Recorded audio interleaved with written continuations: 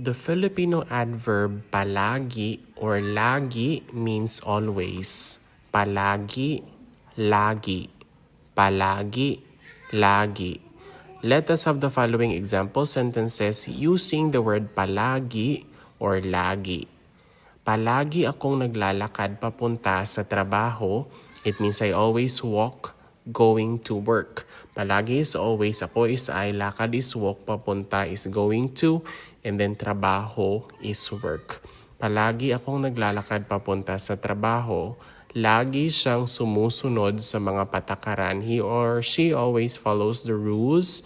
Lagi is always siya. Is he or she? Sunod means to follow. And then a patakaran, rule. And then mga is the plural marker. Mga patakaran, it means rules. Tandaan mong palagi kang mayroong karamay. Remember that you always have someone to lean on. Tandaan is remember.